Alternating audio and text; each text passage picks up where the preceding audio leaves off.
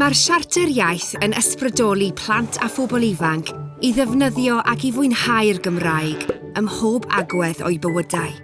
Mae'n rhan bwysig o strategaeth Llywodraeth Cymru i gyrraedd miliwn o siaradwyr Cymraeg yng Nghymru ac i ddyblu'r nifer ohonom sy'n defnyddio'r Gymraeg bob dydd erbyn y flwyddyn 2050.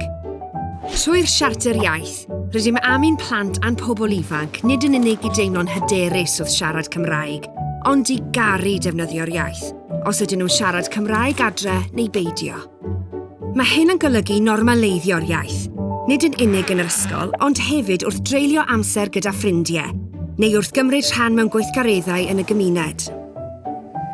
Gall hefyd olygu gyflwyno'r iaith i weithgareddau y tu allan i'r ysgol, hyrwyddo cynnwys Cymraeg fel llyfrau, ffilmiau, a cherddoriaeth, ac annog defnyddio Cymraeg ar-lein, neu drwy dechnoleg. Mwyn gwneud y gorau o'r Siarter Iaith, mae angen cefnogaeth pawb.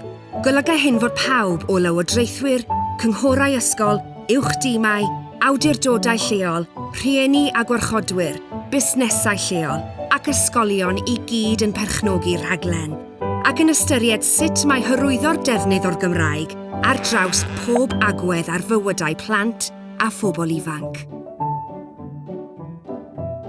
Ac yn yr ysgol, rydym am i bawb berchnogi'r rhaglen ac i hyrwyddo'r Gymraeg. Mae'n bwysig bod ysgolion yn pwyso a mesur llwyddiant eu rhaglen Siarter Iaith yn rheolaidd, trwy edrych ar beth sy'n mynd yn dda a beth y gallid ei gwella. Mae ysgolion yn gallu sicrhau eu bod nhw'n defnyddio'r Siarter Iaith yn y ffordd orau bosibl. Mae'r Siarter Iaith ar gyfer pawb yng nghymuned yr ysgol. Mae pawb yn gallu helpu i ysbrydoli plant a phobl ifanc i ddefnyddio'r Gymraeg ym mhob rhan o'i bywydau. Meddyliwch am wahanol ddulliau o roi'r Siarter Iaith ar waith yn eich ysgol neu'ch cymuned chi.